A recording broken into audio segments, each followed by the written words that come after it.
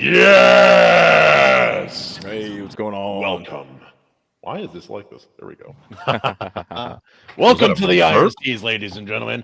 Today, it is me, the ultimate kahuna, and I'm here. We're going to be talking about movies and books and comics and more. Today, we are joined, as usual, by Mr. Evele Music, a.k.a. Justin. We are joined by Mr. John Dillard. How are you doing, sir? Hi, everybody. Hi, guys. We're doing it. Anyway, we are joined by AC on the road, hopefully in the studio soon.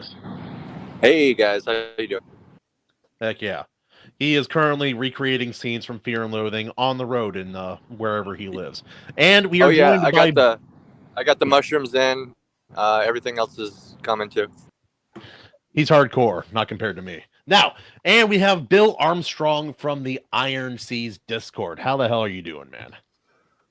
I just wish I could figure out what the hell's going on with my camera, honestly. We all wish we could figure out our own technology. I set up my OBS a year ago, and I have not adjusted a single setting since. So we're going to figure this out. But yeah, guys, so today we'll be talking about Fear and Loathing. We're going to be talking about just different things about that and dark comedies and when they turn into horror comedies and the like, because my original pick for dark comedy was more of a horror comedy. So kind of, trying to figure out where to draw the line there. Dillard will tell us about some of his projects. Bill can share some about his writing, and we'll just take it from there, man. Might even have an ad reading later in this episode. Justin, do you have the movie ready? You have a breakdown of that, my man. Yeah, I do. I was actually surprised. This movie's from 1998. I thought it was a lot older than that. I did too, but IMDb says 98. So, and it kind of makes sense because you get Spider-Man in there, and he's not a little kid. He's a grown man, and Spider-Man was only like 8 years after this or whatever. So I guess the timeline checks out. But I was surprised. It looks and feels old. The worst, the dirtiest they've ever done an actor was the look they gave him in that movie. If you guys are unfamiliar, who cares? Dillard, in case you haven't seen that, it's Tobey Maguire a few years before Spider-Man, so he has a little bit more baby fat. And they gave him, made him really pale in the desert and gave him the lightest, fairest blonde wig with a receding hair. It's the worst look I've ever seen them give an actor like that in a movie, dude. At least they didn't put him in a dress or something, There are worse ways to make $1 in Hollywood. For sure. All right, so rundown of this movie. It's based off of the book by Hunter S. Thompson, and it's a journalist named Raoul Duke and his eccentric attorney Dr. Gonzo, and they embark on a wild drug-fueled road trip to Las Vegas in the year of 1971. They're there to cover a motorcycle race for a magazine, and Duke instead spirals into a surreal odyssey of excess and paranoia. The pair encounter bizarre characters, indulge in copious amounts of narcotics, and navigate the neon-lit underbelly of the city. As their grip on reality unravels, the line between journalism and madness blurs in a haze of hallucinatory chaos. Ultimately, their journey becomes a warped reflection on the death of the American dream amidst the excess of the era. This is starring Johnny Depp. You got Benicio del Toro and Spider-Man, amongst a couple of other, they're not cameos, but a lot of big stars of the day are in the movie for 1 minute.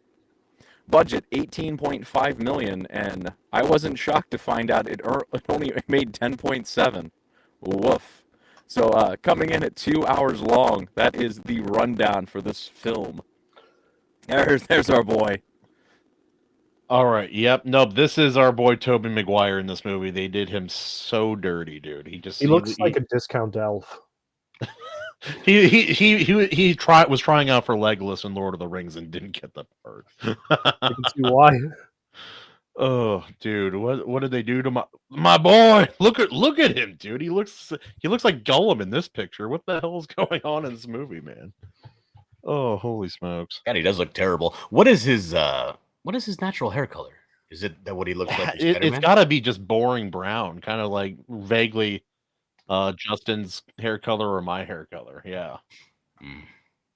Yeah, no, for sure. Why is he all? Is he experiencing a drug trip himself in this scene, or why is he all sweaty? 1 second. Yeah, sorry, 1 second. Oh yeah, we lost somebody.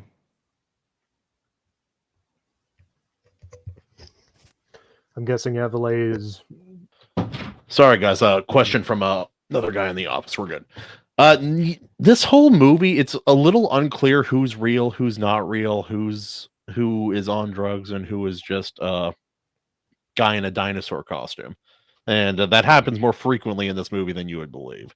This movie is, I think it would be more enjoyable if you were also on an acid trip like the characters in this film. I'm not even sure that Tobey Maguire his character is even real in this movie. That's kind of where we're at here. I have a really difficult time. Like I said, I couldn't finish watching this movie. Just like instinctually, I have a very difficult time with unreliable narration. I don't like it. Yeah, no, it's not for everybody. I don't mind like a good book or comic that kind of gets surreal and makes me feel like I'm not quite sober. But it's hard to do that effectively without getting too out there. I think this movie, for me, gets a little too out there. I might have liked this movie more if it was shorter. Yeah. For doing what it was trying to do. Yep. But again, yeah, this movie it gets. Oh, that's not at all what I wanted. Why did it do that? Yeah, 2 hours is a long run time. You got to really be doing something entertaining if you're going to be going for 2 hours. And it's just, I don't know, you're along for the ride, but how many times can you just watch a couple of guys take some intense drugs, stumble to walk around, almost. And then you're trying to figure out what actually happened and what's real and what's not real. Yeah, threaten to take out each other and all that sort of stuff. That's like the scene a little bit later on at the hotel room when Gonzo's in the bathtub in his full suit and there's like half-eaten food in the tub and he's listening to White Rabbit on blast and he wants Johnny Depp to throw the stereo system into the bathtub whenever the song is at its peak. Give himself a sewer slide. I was rooting for that to happen in the credits roll. That was only like an hour in. I'm like, oh, come on, man. Oh yeah, Justin. If you're not into this, if you're not in this movie, 2 hours. I was shocked. I was like, this is a 2-hour movie, dude. Okay, yeah. That's a big pill to swallow. Any defense, AC? I want to know why you picked this film. Yeah, I'll speak on it later. I was going to say, who said anything about carving you up? I just want to carve a little Z in your forehead. I just want to cut a little Z in your forehead. I have a human. What was it? It was an organ. What was it? What was it? Adrenaline gland or pituitary gland or something? We're talking about adrenochrome later on. Yeah, or no, I don't know. It was a line from the movie, but oh, okay. We should clarify to the chat that this is all based on a true story. You said that, and I don't even know what that means anymore. I mean, that tracks. If they just did a bunch of drugs and we're like, the only thing that I question is if they did a bunch of drugs, how can they remember the specifics of these events if they were so messed up? I knew two guys that did drugs when they were in Vegas once. And they swore there were dinosaurs there. They promise. Yeah. Turns out they're like a bunch of people in like some sort of weird like prehistoric party, like dressed up as dinosaurs, and it actually did happen. I think that's part of the problem with the absurdity of Vegas in general, is that it's like crazy stories don't sound as crazy if you place them in Vegas all of a sudden. Yeah, and I don't feel like anything in this movie is particularly insane. Like I'm watching it, and yeah, the guys are tripping, and he's seeing stuff that isn't there. But I mean, it wasn't like they, I don't know, found a tank and drove it off a cliff and then landed on an airship or something. It was like they're at the bar and then there's clowns, and they can't process what they're seeing, and then they can't move their legs to walk out of the bar. I'm like, that tracks. There's nothing too wild there, you know. You guys ever watch that movie, The Wolf of Wall Street? Yeah, yeah. That I actually don't mind that scene in that movie that is a real slog, a real long scene where they're very, very high on rare drugs, and he's trying his damnedest to get to his car. Yeah, that scene. And it's like I'm watching these films, and I'm like, you know what? It's almost like I'm the designated driver watching these films. Like everybody's at the party having fun, and I'm the only sober person. Like, what the fuck are you guys doing? It's like if you're also inebriated, like not sober, and you're in it, you don't know how it looks, and then like because sometimes the camera would like kind of show it from their perspectives, like I see what you're doing, and then it like pans back like you're like a designated driver or third party in that movie, and you're like, oh my, these guys are fucking retards. What are they doing here? Yeah. It's not even like, and I'll talk to other people who've seen like, man, that was so cool. I'll be like, was it? What about that? That I liked was at the end because he's like, and somehow I made it home, didn't hit a single thing. Later, next morning comes out, he trashed his car. Like, it is trash. Like, he hit everything on the way home. Maybe people, we don't know, but yeah. Yeah, this is one of those. This movie, I don't know. I almost feel like it was too grounded in reality because you have a movie like The Hangover, where these drunk guys are doing all this crazy stuff, but it's still fun to go along for the ride because it's so over the top. I think because this is grounded around. That was actually whenever the movie won, I was like, is this actually going to be fun and enjoyable and have moments like that movie did, or is it going to be like you said, where you're at the party and everybody else is drinking and you're not, and you're like, this is just what this is. You guys should probably stop doing what you're doing. Like, this isn't going to end well. This line would apply at any point in the. Your clothes, give them to me. Right. Yeah. Just the whole. Or like the party seems great, but everybody's speaking Spanish and you don't speak Spanish. Yeah. And you also don't know how you got there. Or it's like a nightclub, except all the lights are on. Like the people there, but it's just a nightclub, but for you, you can see. And it's just like, this place kind of looks sticky. I saw a meme about that recently. It's like the outline of a girl in a club, turn on the lights. Oh my God, no. Well, the movie opens up with his line that he who makes a beast of himself forgets about being a man. And so I'm like, I don't know. After watching this movie, maybe I don't want to forget about being a man because the alternative looks pretty lousy. Well, the whole thing with Hunter S. Thompson was he was exploring these things, and kind of it is those dark quotes that makes Hunter famous. Is like he had these experiences, and he's kind of like sharing it and talking about it so that people that, you know, like Evely, you don't ever have to. I know you didn't before, but now you can kind of glimpse it. You can like look into the abyss a little bit because he did it on your behalf. And it's kind of interesting, very human things that he talks about, like the whole line about one of the best lines is the famous buy the ticket, take the ride line, and like everything that comes before that. It's like sometimes you have to resign yourself to even when things go south or get dark, you have to resign yourself to an expansion of consciousness and just allow yourself to lose. That's kind of the whole point of the movie. Like, yes, of course they're idiots, but that's why they're showing you the outside in perspective so that we can still remind us that they're idiots. It's grounded in reality, and it's so that we can kind of like, I don't know, learn a lesson. Like they're allowing themselves to lose, if that makes sense. I don't know if you noticed, but the lawyer guy, the doc, he's like really smart every time he's sober in the movie. Did you notice how smart he is whenever he's not on something? He's like on the phone. I did. It also kind of spoke to like the fear, like it brought up other things like the fear and loathing isn't necessarily caused by the drugs in this film, even though it should.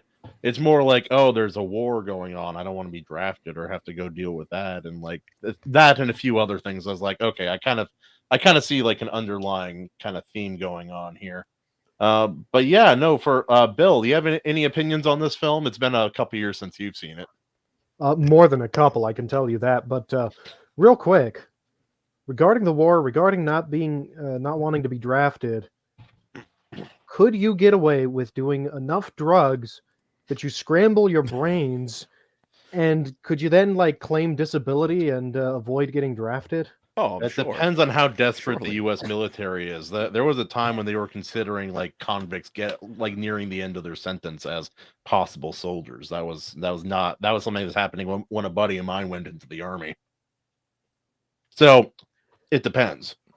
sometimes it's like, hey, you better be just shy of being a doctor with a college degree and a healthy mental state if you're going to join. And other times it's like, hey, you aren't actively committing a crime. Would you like to join the U.S. military?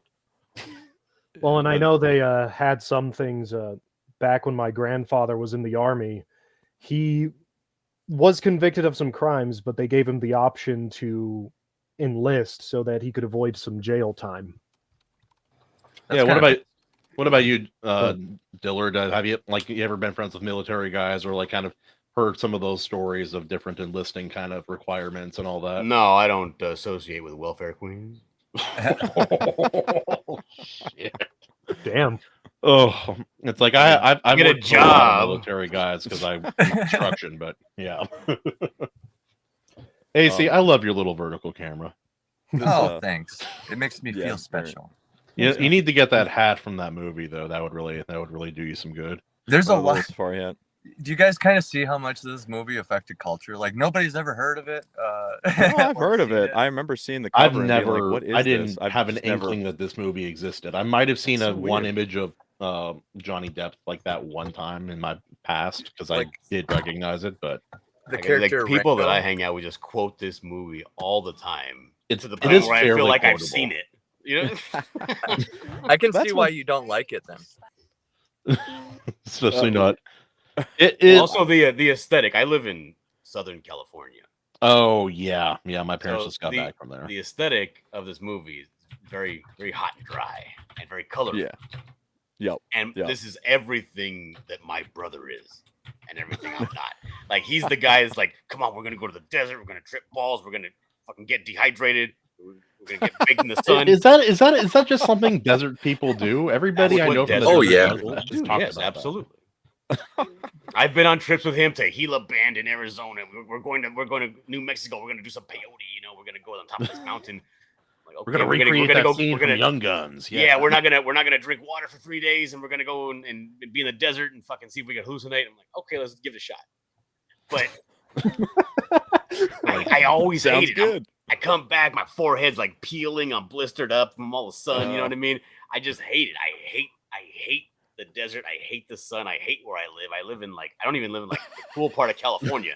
I live in the Inland Empire. That's a high. Yeah, desert area. you live in the desert where you see these mountains and they look like they're fairly close, and then like 300 miles later, you're like, oh my god, we're not there yet. All Yeah, right. if you accidentally fall asleep out here, like you'll like your bones will be bleached white the next morning. You know what I mean? Pretty much, Well, man. It's like One of the quotes in this film is that it's a gross physical salute to the possibility of life for those in this country, but only those with true grit. So it sounds like he's a character of true grit, according to this Yep. film's themes. The quotes are the best, man. I will say the quotes in this, it's not like the throwaway one-liner that a lot of modern comedies have, which those are fine, but these ones I was having to pause and rewind to write it out word by Yeah. word. And that's one thing when you have movies that are based on a book, oftentimes you can tell because the dialogue or the line, the way it's written is it's too good very to just be a different. casual script. Yeah. Johnny Depp spent time with Hunter S. Thompson. Like, I don't know how much time exactly. I didn't look it up beforehand, but I just know this. He like went and spent a long period of time with Hunter S. Thompson to develop his mannerisms and stuff. Like, he looks a lot he looks a lot like him too. Like, they did really good. I'm sure Hunter was on set and like saying stuff too, Yeah. So I mean, we can kind of look at Johnny nowadays and see and be like, okay, yeah, now it all makes sense, because he literally went and did all this stuff with Hunter S. Thompson. Like, 'cause I think part of that was Johnny wanting to actually experience the drugs too, so that he could act. That was a properly, huge 'cause, draw for him. like- He's like, yeah, I This- need to method act. this Guys. I need to movie method is act the- for this one." Yep. Is the legal definition of don't get high on your own supply. In all seriousness. Yeah, no, like that. this movie is interesting, but I've heard enough stories of people who have done this kind of thing for real that I'm like, I don't need to watch it again. I don't think I'll ever need to watch it again. But I'm trying to find that quote about the Samoan in the room, but I can't find it. I mean, like, even early on, they go into that when they first get to Vegas and they're still tripping real bad. And that's a scene where Duke's character sees everybody as lizards and he's like freaking out and the floor My starts favorite. oozing. And of course, the classic line. Yeah, you know the line, AC? Somebody was giving alcohol to these things. I was thinking, order some golf shoes. Otherwise, we'll never get out of this place alive. I blew the horn a few That was times, hoping to call up an iguana, get the buggers moving. And Katie just then- quoted it word for word. That's funny. Yeah. Katie, the one dude and says, I will tell everybody that the carpet moving at that part, extremely accurate. The way the carpet was moving when they were in the casino. Yeah, was that's just that's oozing. like Very what I've had accurate. friends describe to me. Again, not really my scene, but Yeah. I think now would be a good way to actually. No, I think we're at a. I think any other major thoughts before we kind of give this a float or a sink. I don't have very much for this movie, but it. really? I have like pages of notes, dude. Okay, You go have to take ahead. Yeah, notes. like I said, Yeah. I Other don't good have much quotes. for this movie. Whenever there's a big machine in the sky, he's like, "Oh, there's a big machine in the sky. It's like an electric snake." He's like, "No. I want to study its habits." Like, what a weird thing to say. Just Yeah. there's certain moments like that the characters. Gonzo drove me crazy. If he wasn't in this movie, I probably would have liked it a lot more because Yeah. if you're following a lead on an adventure or whatever, they got to be at least somewhat likable or tolerable to be around. And I don't know, they tried to give you that with him whenever he's sober, but for the most part, I'm just like, this dude sucks. And he causes a lot of the problems. He almost kills Depp a bunch of times. He's gets in that thing with Christina Ricci's character, who's supposed to be underage, and it's like that whole conversation was just bizarre. But Yeah. I don't know. There was a lot of good quotes, and there are a few interesting scenes. This is like the perfect kind of movie to me. That don't watch the movie. It's way too long. It's too much of what it is. You could which maybe look up. that's You the could point. look up the scenes. Yes, you can go watch like the scenes of 5 minutes at a time or whatever, and get more than enough of the sense of this movie. And what drove me crazy too, this AC's 2 for 2 with this. There's one scene where the Gonzo's like, "Oh, I could really go for some salmon." Hard cut over a toilet bowl, and then they're just dumping like a whole bag of salmon into the toilet because he's vomiting it up. And of course, I'm sitting there eating dinner while this scene's happening. It's just like, come on, man. Your Yeah, I know wife you did found not it watch funny. this movie, did she, Justin? Oh God, no. She was just like, "Have fun, enjoy." No, thank you. I was like, yeah, That's because she's smart and she values her time. No. yeah. There's, Me I and mean, Katie there's some watched cool this shots. together. We There's love some this like movie. cool, intense lighting and stuff. I like with the trapeze artist. They had that shot like under the net that was just kind of visually interesting with the checkered of the net itself and one of the people bounce and the changes in the lighting and things. The filming and the way they portray the tripping that the characters are going through is maybe the most interesting part about this film. Yeah. Also, And this it's, quote: "Kill the body and the head will die." Just a good general quote. I feel like that should be in a book somewhere. Like it Yeah, is.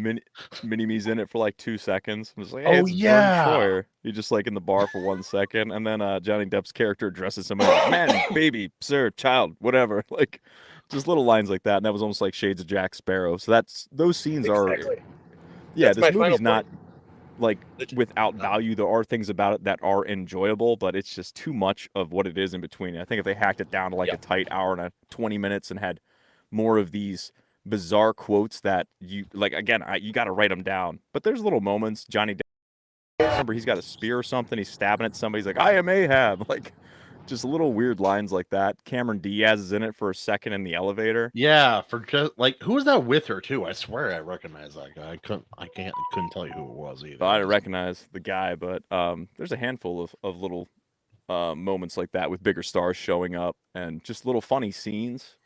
And it's like the nuance of the character. Actually, I think if you watch this movie without captions on, you'll probably enjoy it less too. Because Johnny Depp always got the thing hanging out the corner of his mouth. He kind of mumbles it. You can't can barely understand understand what he's saying. Yeah, But if you turn the captions on, you can see the quotes, and it's like, oh God, that's a funny line. Like this dude's Yeah, brain yeah. is just—it is a trip to be around that dude. And he was an his author. character was a lot Yeah. more likable. He has a quote too where he says something about like, "Yeah, sure, I've got a million felonies and this and that, but I'm a decent guy." Or some. The quote is something along those lines. It's like, all right. Yeah. I'm trying to think. I think. Oh yeah, Gary Busey is the think- cop. yeah. And that whole thing with him was bizarre, where the cop just pulls him over in the middle of the desert, and he's like, "Before you go, can I give you a kiss?" It's like, what? Yeah. It gets awfully Yeah. lonely out here in the desert. It's like, what Also, in the hell there's am I this there's watching? this quote here that I think is just maybe true based on people I know who have lived there. A little bit of this town goes a very long way. After 5 days in Vegas, you'll feel like you've been here for 5 years. Yeah, I believe that. Yeah, I mean, you got. I think 5 days of hardcore Vegas would make you feel like a different person. Has a little everyone here while. been to Vegas at some point? I actually haven't. I've passed all the way around it, but never been to Vegas. I don't know why we didn't. 5 days in Vegas, it'll take you 5 years to recover financially. It's nuts, man. spiritually. It's 24/7. It's nonstop, and it's just like pure corn syrup. It's nuts. Like, it's a weird town. Now, I've heard that this movie is like the people that like this movie are fans of Hunter S. Thompson, right? Mm-hmm. The movie's a cult classic, and they like the movie because they take it all in as one package, not solely just the movie, because they know that there's genius behind what was attempted to be portrayed on the big screen. Agreed. Gotcha. Because if you take the movie just as itself, without context, I guess, right? Yeah, it's a failure. Yeah, it's like Hunter S. Thompson plus Johnny Depp. That's like the whole package there. And I'd say also what the name of his the actor who played his buddy too, the guy from Sicario. Watching him in this movie after watching Sicario is kind of weird. Also, I'm straight from one to this one. Yeah, I think Johnny and Thompson became such good friends after this that like Johnny Benicio del Toro. Yeah, He's Del got Toro. a name. Yeah, so rude. No, I think they became such good friends that Johnny facilitated his funeral and like paid for all of his last wishes and stuff. Like, I guess the guy wanted to be shot out of a cannon, and it happened. Johnny Depp made sure he shot him out of a cannon for his funeral. Pretty hardcore. Yeah. Not gonna lie, pretty hardcore. Yeah. Does that surprise you? No, probably not. But that's pretty hardcore. Another line that cracked me up was whenever Rishi shows up and her character is, I don't know, they got her wasted on something and she has all these Barbara Streisand paintings, just like, what is going on? But he's like, I hadn't counted on this. Finding my attorney on acid and locked into some sort of preternatural courtship. Just that writing was great. And he starts speaking Pig Latin and like the girl can't understand the Pig Latin because she's high, and it's just, there are little silly moments. Very like few that. people understand Pig Latin. Like anyone very few people my age know Pig Latin.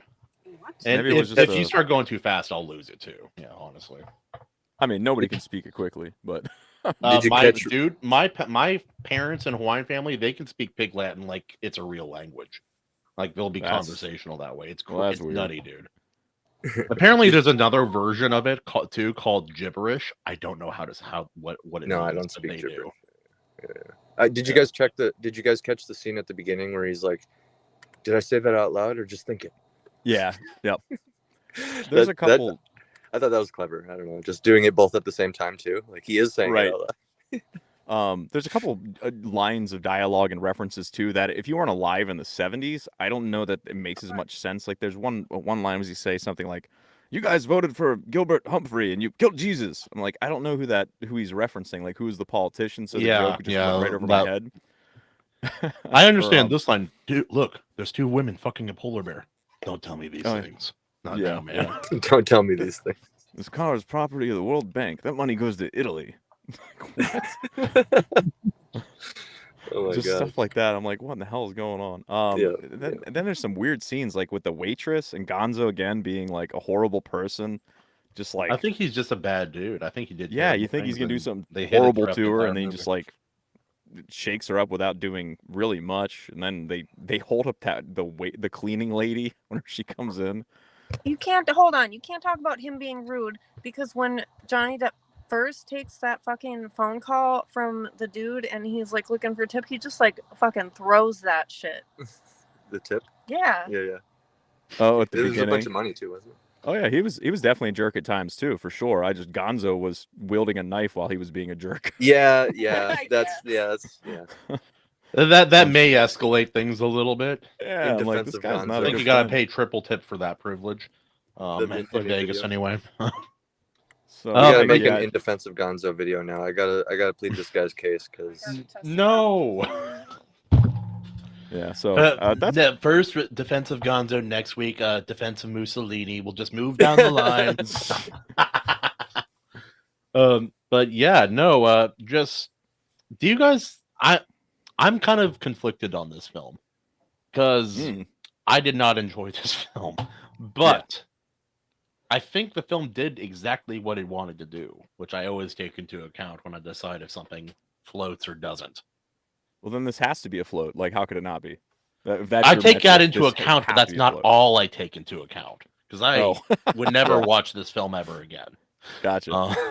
Well, there's plenty of good movies that I would never want to watch again either. Like some movies, I'm like, that was a good movie. I never want to watch it again. You know. Right. Well, like my problem is like I can't give this. I feel weird if I give this movie a float after giving Highlander a sink.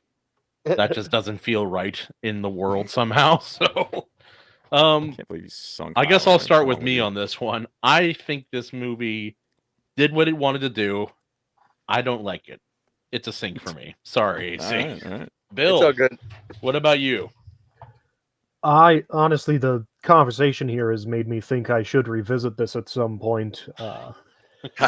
When my impressions just from that, watching it out of curiosity several years ago. First of all, the only line that ever stuck with me was, "We can't stop here. This is Bat Country." Only thing about the movie I remember, other than the stuff going on between Christina Ricci's character and Gonzo. That stuck out for a completely different reason. Oh yeah. Honestly, I kind of equate it to, just on that first impression, I kind of equate it to the first Top Gun movie in my head. Like, it's just a random sequence of events that just kind of was like, yeah, it's okay, I guess. I guess I did just say that about Top Gun. The first Top Gun movie was just okay. You could cut some of the fat out of the first Top Gun. I'll say that. But then you'd also probably lose some of the cool scenes in that movie too, like some of the fun interacting scenes. But yeah, so do you, Bill, do you consider it a sink or a float based on your recollection and our conversation here? Hold on, let me get a coin out real quick. Well, while you're getting you got a coin, or do you need a minute? I would say sink solely on the fact that it has never been on the top of my priority list of things to revisit. Like, I've always thought about revisiting it because you know how it is. Sometimes you're just not in the right mindset to enjoy something. I think I've always been too sober to enjoy this movie. Yeah, it could be a factor for sure. So, all right, so that's 2 sinks so far. John, you haven't really seen it, but you do get a vote. You're a guest on the show. No. That's the whole crux of the matter, right?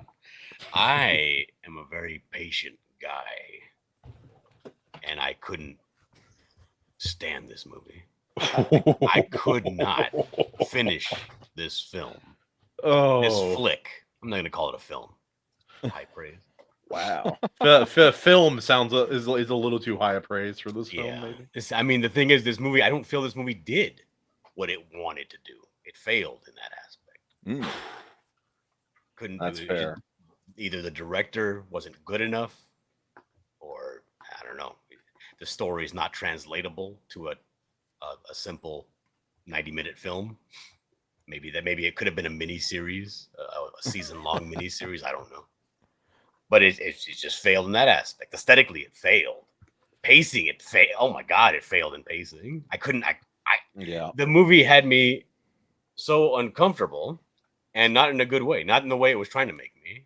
I was just frustrated, like I'm watching a kid like bang his head against the wall. You know, I'm like, I can't sit here and watch this. Like, I'm going outside. Goodbye. I understand. Like, for me, even when I want a book or a movie or something that's going to get me in a weird frame of mind, like I think of like reading Catch-22 because that book rewired my brain for about a month after I read it. I hate and love that book. Again, for that kind of purpose, this movie probably doesn't really qualify. Like, I'd rather read Catch-22 or this one movie from when I was a kid, or possibly like The Dark Tower. I feel weird after reading The Dark Tower. But yeah, Justin, your turn. Sink or float. Yeah, so like I said, there are parts of this movie that are funny and entertaining and interesting in their own little way. But as I mentioned before, this is the kind of you don't need to sit down for 2 hours and watch the whole thing. Just go pull up the best moments on YouTube. Even outside of the context of the film, will still be entertaining. Put the captions on. Johnny Depp delivers some of these well-written lines in a way that is, it's engaging. But as a whole, it was a slog to get through, and I definitely will not be going back to the well long. Like Yeah, 158 was minutes. I could not believe it. and all but about 15 minutes of it, I thought it felt like that the whole 2 hours. So yeah, for me, I understand on some level why people like it, but not for me, man. It's a sink. Okay, AC. tell us your opinion. All right, so I'll start by I'll acknowledge everybody's negative criticism about it. It's all true. It's all true. I also think that I think Dillard touched on a good point in the whole scope of things, that the people who like it take it all in and have some context and stuff. It's more than just a movie for them, kind of thing. Yeah, or they're just the fact that they're aware of the context and like how it is like true. I don't know how much of the truth actually made it into the final film, but like it's based off of this dude who actually did like a bender in Vegas with his buddy Dr. Gonzo, I'm sure. But I'll also agree that Evely is correct, where like some surface level people who may not be into this thing could still find a lot of value in just looking up the clips. And I'll agree with you, Kahuna, that it just feels like recognizing the positives for it, but like. We lost. No, I think we lost JC. I don't know if you can hear us, but I think he was going to say sink. I think he's going to. That's what. All right, guys. So that's 5 sinks in a row. I can't believe it. Moving on. No, okay. No, I'm just saying. In the movie itself, I feel like, because I did watch the beginning of it and a good portion of the middle, but I almost felt like it was like a one-trick pony, which is fine for a straight-up comedy movie, right? Like sure. Oh, let's just say something weird and wacky, or let's just say something kind of off the cuff or kind of from left field. Like if you remember the movie Hot Shots, the parody movie. Hot hell Shots, yeah, dude! Yeah, I love that. I love There's that this film. great, fantastic line in the movie from President Benson. It was Hot Shots Part 2. And he's talking to Topper Harley, right? And he's sitting there. And then he looks up to the side a little bit. They're in a ballroom, whatever. He looks up to the side. He grabs his arm and he moves him to the side. Come on, let's get away from these power lines, which is stupid, right? But it was hilarious because that it went along, and it was that, but just like let's do it again and again and again and again. Right. Yeah. And I'm like, you know this joke formula? What if we just did it a lot? I'm like watching, Peter Griffin just rubbing his knee, going, Yeah. and I'm like, oh, this movie. So overall, I'm gonna say that all of your guys' criticism is correct. I'm gonna still float it because of the cultural impact after the fact. Anyway, guys, so sorry, I'm just joking with you, brother. You're back. But the cultural impact after the fact, I'm gonna float it, and the context and everything that John said actually kind of basically summarizes it. And like what I said, it's like Johnny Depp plus Hunter S. Thompson. In particular, I do want to give a shout out to the camera work, specifically the camera work. I feel like there's some experimental stuff. There's some really interesting transitions and weird effects in this movie that would have been more challenging in '98. So I can appreciate all that. And also, I'm a sucker for narration, so that's my take. All right. Normally, we would play the sinking clip for this, with the sad music and the boys in the sinking rowboat. But I think this is more appropriate in how I feel after watching this film.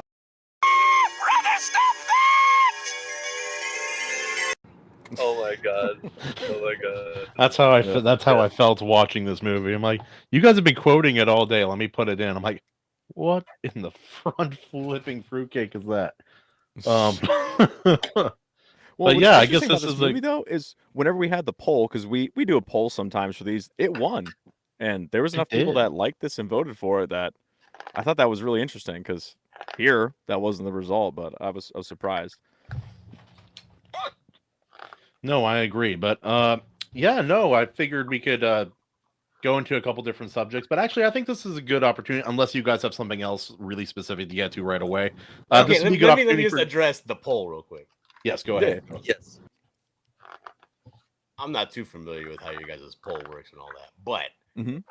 polls in general, when you're asking people, especially people online, Yes. I feel like this movie is going to be voted on a lot, voted for a lot, just because it's one of those movies that people like to think they understand better than other people. Oh, it was one of those. Like, you just don't get it. That's Yeah, You guys just, I know if exactly. you guys watched Rick and Morty and understood it, you guys could understand this movie, dude. Yeah. If you took intro to film class at community college like I did, you would. Yep. Do you guys understand the deep themes of fatherhood and war and fear and... It's the symbolism, man. It's like, dude, I am 100% that guy that shows up with popcorn to watch a movie. I don't show up with a notepad, you know. You and Justin were in the same pose with the same, like, with a same kind of hat when you said that, and that's exactly what he is like as well. So that's perfect. Justin's like, Justin likes to use the F word when it comes to movies a lot. Fun. Was it That's fun? right. That's Movie right. doesn't have to be good, but was it fun? Fun is good, so that's like a weird thing to say, but yeah, it's fun is the like that. You're acting like what I said is a criticism. On Fun a bad. point scale, you know, other things matter, but if it's not fun, who cares? Like, if you have a Fun really bad. good drama and I'm bored, I don't care. Like, entertain me. I'm here to be entertained first and foremost, and then you can tell me your story or have your world themes or whatever. An You're gonna hour change long. my life and shock the world with your views. Like, just start with entertaining, man. Then let's go from there. Based. No, like Okay, people ask me all the time, like, oh man, like how should I pitch my comic book and stuff like that, right? And I'm like, this is like the analogy I always give them. It's like, take yourself there, right?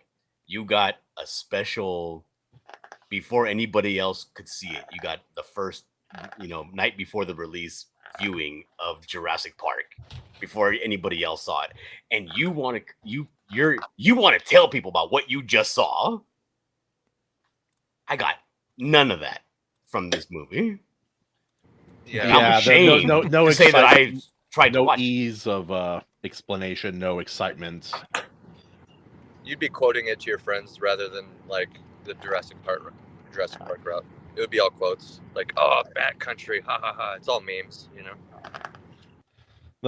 Why is the Bat Country quote the easiest? Maybe it's because we're one of the shorter lines, and it's just Yes. such a weird off-kilter And one. it's in the first 10 minutes, so everybody's seen that part at least. Nobody's tapped out quite yet. That's the truth. Yep, that's the truth. Yep. John, in the private chat here, just have some links of yours available, and we can share them here as we start going on. This would actually be a great way to transition into you talking about some of your work. Dude, I don't have any links. I don't have any like actual active things happening. No, just even past things, man, or like even like YouTube or Twitter, any place you want people following. All right, Anything give me a like that, second. man. Yeah, just general stuff. Also, guys, I figured out what I should have put in my as my vote for the poll. And today I figured it out.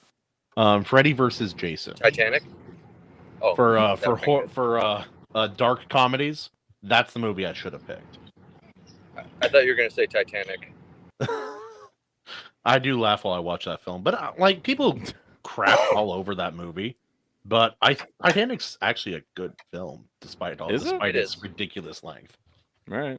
I've never watched it and never plan on watching it because the memes ruined it. No, it's more so. Do we really need 3 hours dedicated to the boat most famous for sinking, not sinking? Can we just cut to the chase of everybody? Are we dying just propping in the up boat? failure now? What is this? No.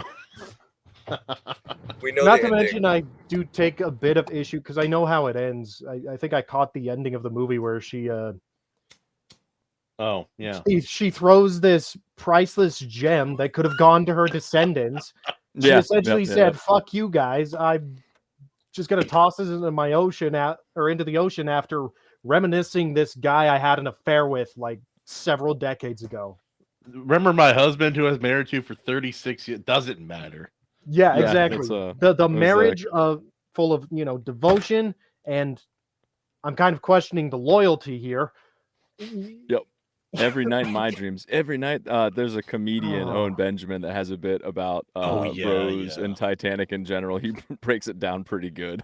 It's like that sort of thing. He's like, Rose, for the past 40 years, I go to work every day. I break my back for you, If only you had a gem that you could sell so I didn't have to do that. But I just love you so much. And then every night in your dreams, you think it's about okay that you're dancing guy. with a much younger fling that you had, a homeless fling that you had when you were younger. And up here in the Holy Gates, but no, that could go on for like with all that being said, like there are valid criticisms of his movie, but I don't know if James Cameron has actually made a bad film. Do you think that there's an occurrence that could happen in your formative years or your early adulthood that's so significant that it kind of guides the rest of your life or impacts something that you could never, not even with therapy, could you get over? I got married, so yeah. You damn fool, you went and fell in love. Dude, I was like maybe 5 or 6 months away from moving to Hawaii at age 16. And then I met the woman I ended up Hawaii. Hawaii for the non-islanders. You said it weird. I'm trying to make it easier for you white folks. See, all y'all Hallies out here. By saying Hawaii instead of Hawaii, like the white mom in a movie. Hawaii. Yeah. See, when you say it that way, it's confusing for us. I went to Hawaii, go visit Mexico. I went to Mexico, man. Got a job. My uncle do this for. Never mind. That needs to stop right there. But no, it's great, dude. But yeah, like even locals don't say it the correct way most of the time. Anyway, for me, what's the best entertainment is remember on that show with Iron Age Nights with Royce and everyone. Justin, I think you were there. I sent in the name of the Hawaiian state fish and asked you guys to try to say it, and you guys were dead silent for about 20 seconds. Oh yeah, no one the could name read was it. really, really long. Yeah, it was. Humu humu nuku nuku awa. Pretty common. That sounds made up. That's a made up word. Yeah, I would have just said it. I have no problem disrespecting other people's culture. wait, no. Let me see the. Could you? I'll type it. I'll type it on the. I'll put it in the comments here.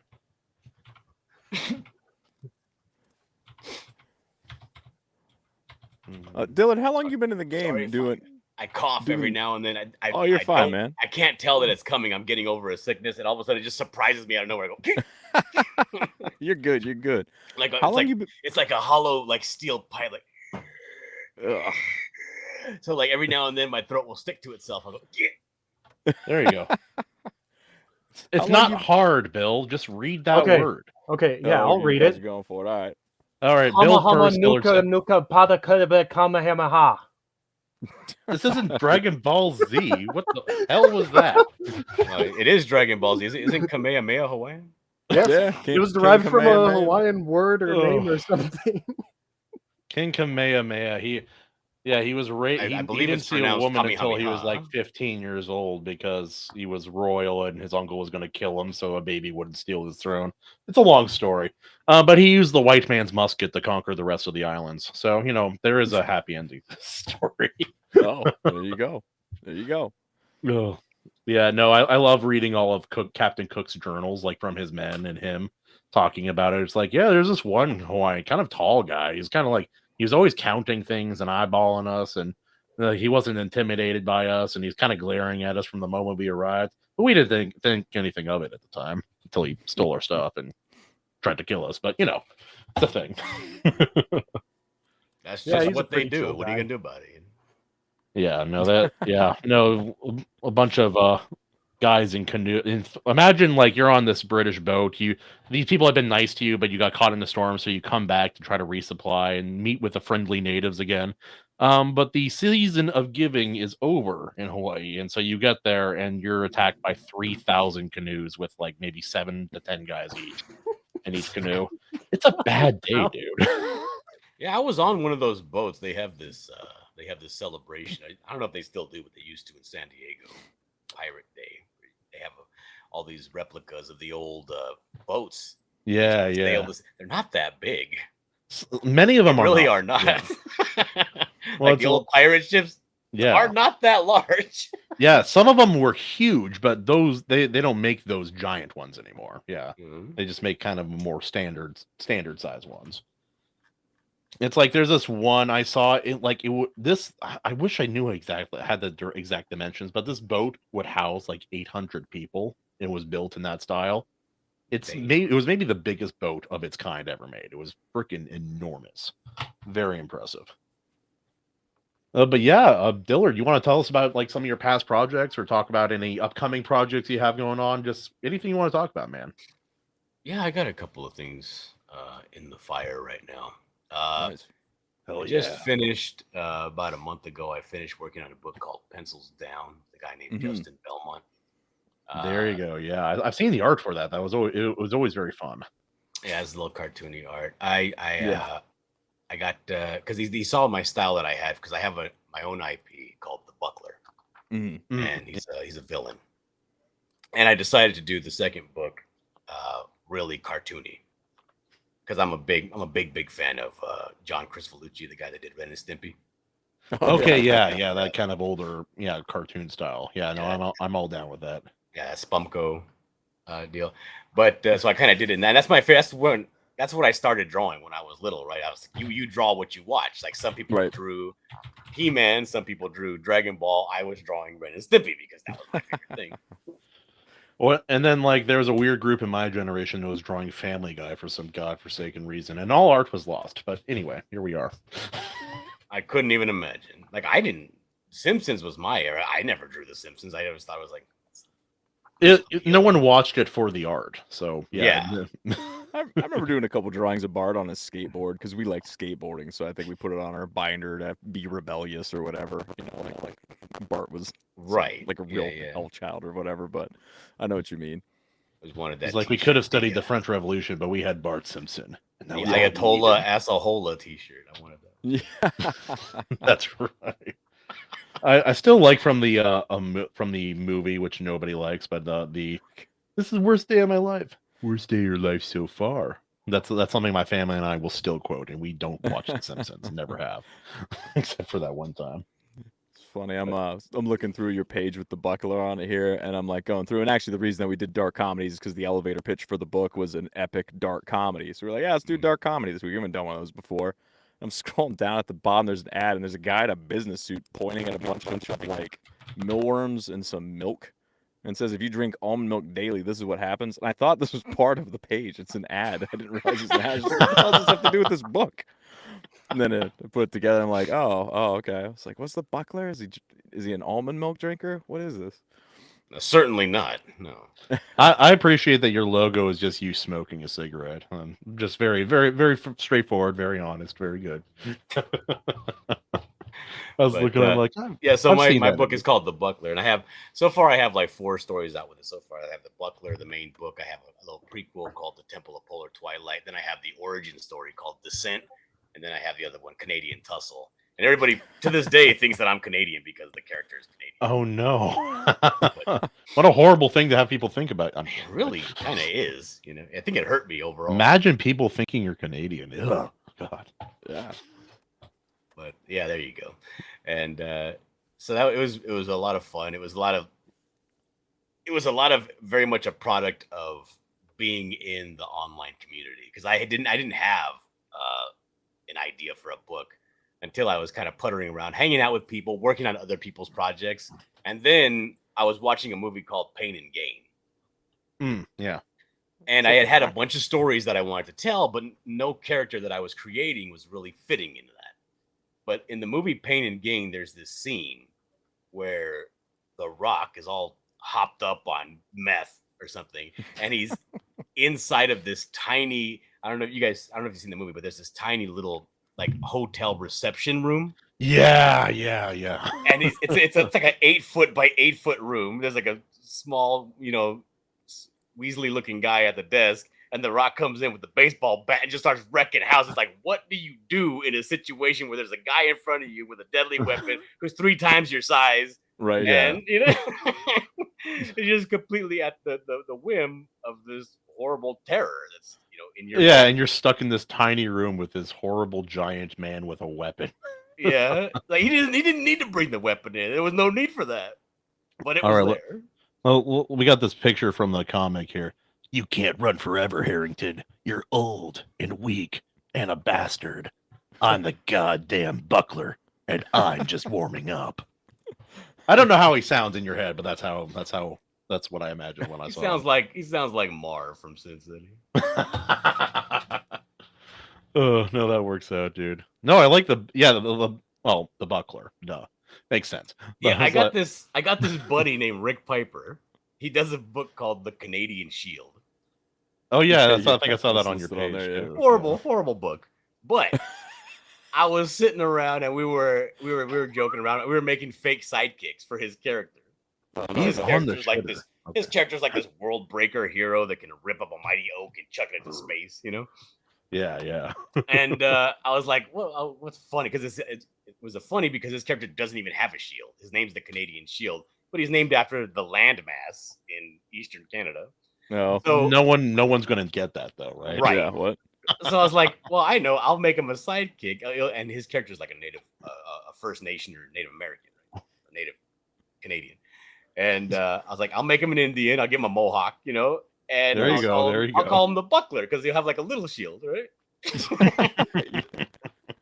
And that was the impetus of the character. Like, and he just started rolling. And then I left it on my digital pad, right? I was drawing it, and it looked really stupid. I made him look like a skinny, big old knobby Norman Rockwell, knobby elbow, knobby knees, sidekick with a baggy outfit, I like that even the places in Canada sound like a weird Canadian sex position. Winnipeg. Right. Hey. Anyway, I'm sorry. Continue. Saskatoonberry there. Sorry, eh? But I came back the next morning and I was going to get to work on some other stuff, and I still had it up. I hadn't deleted the page, and I was like, let me do some changes on this. Let me see if I can make this guy kind of cool. And dude, when I started fiddling around with it, everything just started clicking into place. That's the only thing he has left from what he had was his buckler, of course, on his arm. And the little strip, the black strip on his head it's a shade of when he was a Native American, when he had a mohawk on his head. Yeah. A little reference there. Yeah, that's great. But everything else was changed. And it was like everything just started clicking. All the stories that I had that I wanted to tell, they could fit in this guy. Oh, it works. Oh, I could do that here. Oh, that's perfect. And all these ideas in your head finally had a place to exist. Yeah. Yes. I love that. AC, Justin, I'm so proud of you guys and the work you did on our thumbnail. I'm looking at this image though, and I'm thinking our faces on some of these characters would be really uncomfortably well fitting. That's all. Like this is me, obviously. This I feel like it's Justin. Maybe it's not. This is basically what Justin looks like after every hockey game, I imagine in my head. Yeah, there you go. This your wife's like, how you doing, honey? I'm good. Put your teeth back in. And these are actually the guys. This guy here with a stupid look on his face, that's my buddy Rick Piper. That does this one? Nice. Yeah, that's it. And then the guy on the left here, that's Mutt Man. He used to do a book called Hero Blood of Patriots. Okay, yeah. And the two people in the back, one of the guys, his name is Jakub Sabesta. He did a book called Vestry. And then that's the great thing about artists. They put their friends in frames, even like in background or like as just characters in their stuff. I'm like, that's always neat. That's fun. Yeah. Yeah, that girl back there, her name's Kat. She used to host a show I was on. But yeah, a lot of friends put in the book. But that book, the artwork from that book actually got me on my next bigger gig, which was I got contacted by Yellow Flash to do some coloring. Oh, cool. Oh, yeah, yeah. And he was like, hey, I seen your stuff on this book. And then he's like, do you show me any samples of other coloring you did? And I was like, okay, sure, yeah. So I did that. And he was like, this is really good coloring. Who did the artwork for this stuff? And I was like, oh, this is my stuff because I color my own stuff. He's like, oh, you drew this? Yeah. He said, would you want to work on a book with me? I was like, fuck yeah, let's do it. So that's when I started working on our book we have together called The Mighty Golden Patriot. Yeah. Okay. Cool. That's going to be coming out in a couple of days, probably in the next 10 days. That's going to be released. Oh, wow. Oh, you worked with Luke Stone on this one. That's pretty cool. Yeah, that was me, Luke Stone, and Piper. We did a little cartoony book called Riff Riders. That's it was more heady than I thought it was going to be. Very, very sound science. With this art style, that's not what you would expect, man. Yeah.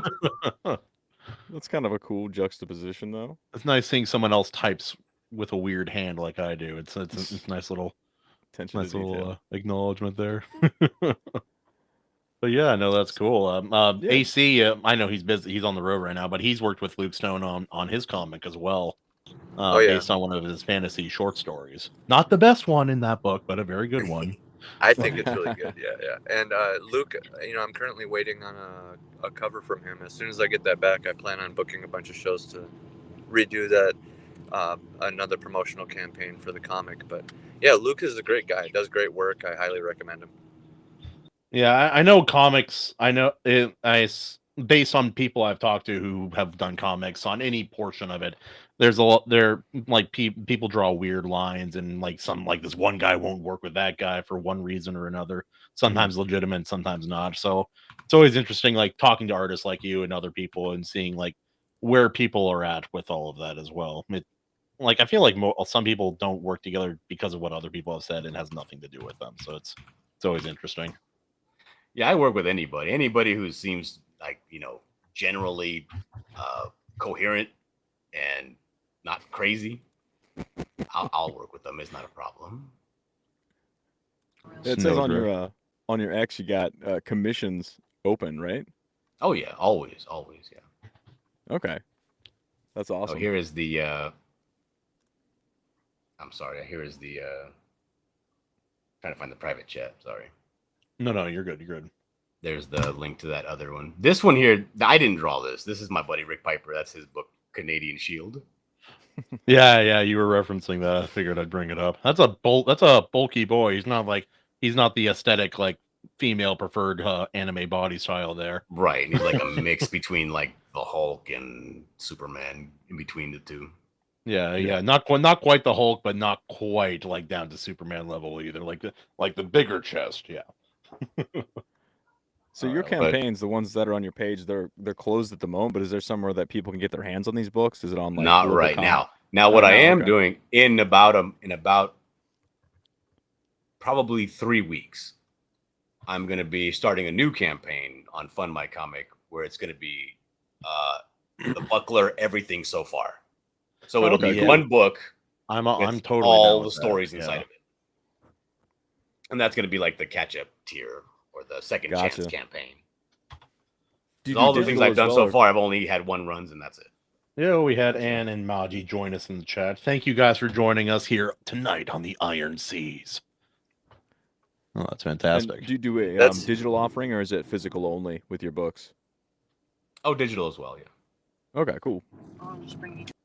I always do physical with stuff like comics and books too. Like I can do audiobooks and I can do like physical books, but ebooks or e-comics, I struggle. Yeah, you couldn't get me to sit there on a computer and read a book. There's other options on the computer. Yep, and like God forbid trying because I don't have a Kindle, like so any e-reading. Dude, it's like the YouTube is like one click away. You sound, dude. Are you sure you're not Justin? Like in another life somehow? You guys have a lot of. No, like if I go to the park to go watch the kids play or something, I'll take a book, and that's what I gotta take. Because if I reach in my pocket and grab my phone, that's it. I mean, endless entertainment at my fingertips. I can't handle that. Your kids, you ignore your kids. They get lost. They come back a couple hours later. I crack open, the collected Sherlock Holmes stories or something. Now I'm reading it and I like it, but I'm not lost in this world where I'm not paying attention to everything else around me. Dude, I went and I bought, for the first time, I decided I'm going to start exercising in the mornings. I'm going to walk and jog around the neighborhood. Good stuff, man. So I bought these headphones, these sport headphones that go around the ears. And, so I was like, I'm going to play my soundtrack. Get fit and fucking be, yeah. And, terrified the shit out of me, dude. How do people put these things in their ears and then not be able to hear the streets? Yeah. I do that. Terrifying. When I'm on the show, I've had my kids with me a lot recently, so I am like this. I'm never full unless I'm like engaged here in the studio, no one else here, like no kids. Oh, I am always 100%. half and half. I can't do the whole thing because like I have like nice like here they are, like Boise or Bose, I don't know how you say it. Like they're noise canceling too. If I have these on and Boise is a city in Idaho. Anyway, Boise here, that company. We all love Boise. Anyway, but yeah, I can't hear a damn thing. It's like I have an 8-year-old and a 4-year-old, both boys. You think I can trust them like for more than 2 minutes at a time? No shot. I got wild dogs. I got roving packs of That's not a nice way to talk about your kids, man. They could have attacked me at any moment, and I would never hear them coming with these headphones. Right. They have, I don't know what kind of phone you're on, but the Apple, the AirPods or whatever they are, they have a feature where you can listen to stuff, but whatever the microphone picks up on the phone, it'll put that in your ears too, and you can like change the mix so you can still hear the sounds around you, and some of them it can even be like amplified. So that's kind of cool. I've never used it myself because I'm too cheap to spend the $200 on AirPods or whatever, but that's a feature that would be really helpful. I don't have Apple. I have only I have a Samsung Galaxy S20 or something. Oh, you're one of those. Yeah, because we don't discriminate on stream here. Wait, no, come back. My wife, whatever phone my wife gets tired of, I get. So. Right. No, I totally. And then she get gets that, because she destroys shit, Android. right? She's like, you still have that phone? Still works? Well, yeah. What am I not doing anything with it? Just talking on it. Dude, I'm bad. I destroy phones. I don't mean to. I'm 30 feet up on the peak of a metal building, trying to not slip off, and then phone in my breast pocket, lean over to say something to one of the guys, and down it goes. You got to get one of them big old, disgusting Boost mobile phones with the enormous case. Oh no! The big old safety cases for retards. Yeah. They made those for me, by the way. No, but yeah, no. I'm you get the one that has a walkie-talkie feature on it, like a dummy. I like the variety of depth and kind of texture that your different commissions here, though, on your open commissions page have. I'm going to stop sharing it just for a moment because I just saw something I did not see when I first opened the page. I don't want to get kicked off of YouTube. But yeah, no, the different drawings, the way it looks, I really like your style. I like the variety that you're able to portray with your art. It's almost like an artist doesn't just do one thing; they can do different styles. Well, thank you. I appreciate it. Yeah, no, it's great, man. Do you have a favorite kind of commission to do? Like, are you like superheroes are my jam? I like drawing the ladies. Is there something that? Oh, I like drawing ugly monsters. I like drawing muscular men, and I like drawing everything at night. The more drop shadows, the more heavy, musculature and veins and deep blacks I can put on a page, the more impressive it just looks visually. When you're done with it and you scoot it away, a lot of like when you draw for coloring, for instance, you don't fill in a lot of those blacks. You leave them open. Yeah, So you let the color do the work a little bit there. But when you're doing a commission, you want this thing to look like when it's done and somebody fucking rips that thing open and pulls it out, you want them to be like, whoa, that's dope. And the more the black and white is perfect for that too. Yeah. So the more I can do of that, the better. Now, drawing women is fine, but they just don't really lend themselves to the heavy shadows. You know what I mean? Right. I get you. Yeah, that makes sense. Well, if you make her large personality, I did. You saw what I did there on the. I did see that. That's why I had to click off. You had personalities with the little personalities on the end, all visible on YouTube. It's great. But wait, no. The more Ghost Rider, the more little nooks the Hulk when he's being drawn, the Hulk when he's being drawn properly. Yeah. The whole a good example of a character that kind of fits that definition is like All Might from My Hero Academia. Like all the other characters are kind of drawn softer, and with him it's like all the hard shadows and the lines because he's just like more muscular than anyone else on the show. Yeah, and the thing is, when I finished that, people like it more when you do that, right? But when I finish the drawing, I want to feel like I finished a fucking drawing. You know what I mean? Like that looks cool. Yeah, this looks cool. I love this. A lot of frog people going on here. I'm not sure what's happening, but no, it's great. Yeah, this book was almost a complete like meme book. You know what I mean? It was nothing but just cameos of people from the group Comics Gate. Well, it's a pencil. The main character is a pencil, from what I can tell. So yeah, Yes. it has to be a meme book, right? yeah. And this is another book called Frog G Voodoo Gods and Magic. He's a mechanic frog. I was gonna say, why is Cyberfrog in this? No. And then back there by the trash, there's another guy that paid to be on the cover named Frog Tony, and that's his avatar for his YouTube channel. Oh, that's great, dude. Had to throw him on there. Thus explains the frogs. Yeah, my visage is gonna show up in a comic here at some point. That ARL 13, if and when it ever comes out. Apparently, I'm gonna be a pirate. Oh, really? Yeah, that was a moment when I had a little extra money. I'm like, this sounds like fun. Click. But yeah, no, it's fantastic. But yeah, man. you know, monsters, things that you don't have to get anatomically correct, right? You draw monsters, or man bat, or you draw swamp thing, or things that don't have to be just so. As long as you got the key features, you can go crazy with the rest of the detail. Yeah, all demons, artists love doing that shit. You know, demons it takes are good all for the that too, yeah. Yes, demons are great for that. Yeah, no, there's an artist friend of mine, Matt from Metal Movies and Brewskis. He's done his own comic and done a few of them. What was that? Oh yeah, Matt, I've had him here at my house. Nice. Oh, sweet. Of course you guys are both cool. Of course you know each other. It's not The Butcher, but it's something like that, right? His book. Yes. Yeah, I have it here. I can't remember the title. It's something like that. I'm seeing it in my head. I just can't remember the name of it. Butch Cleaver. Christ almighty. There you go. It's close. Yeah, you got him on here. I was thinking of Bass Reaver for some reason. And you were saying the Golden Patriot that comes out soon. So you can't like back that one yet. That's something that's gonna happen. That's Right. like a crossover you guys are doing with Ripaverse and Ripazend and all that good stuff. Yeah.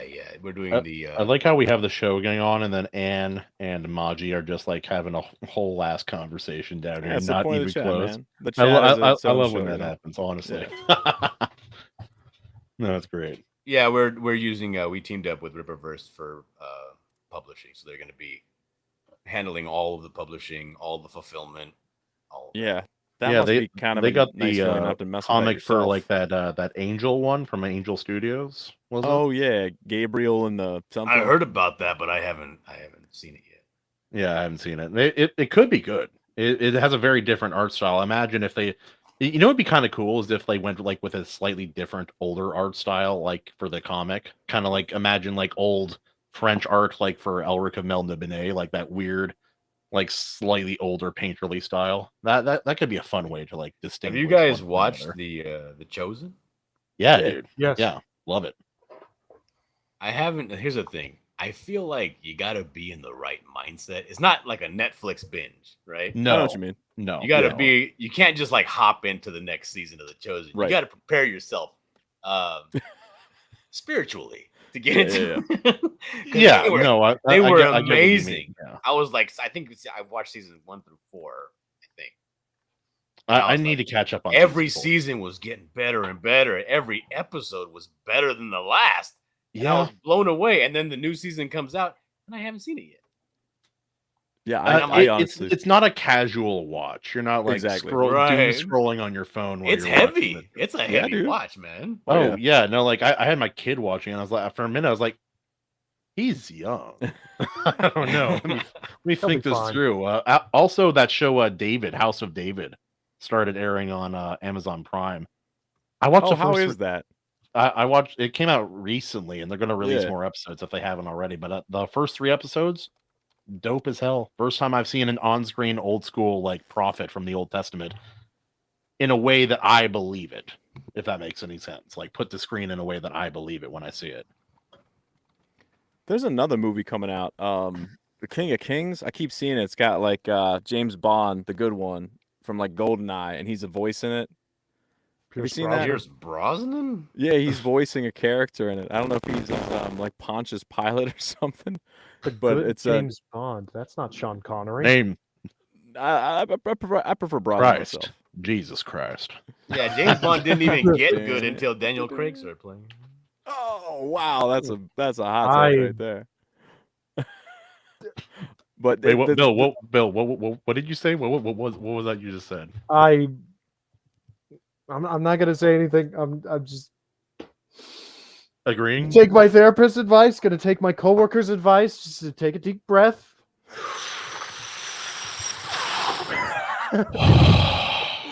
Yeah, it's Do you feel bad? I'll just pretend I didn't hear it. That's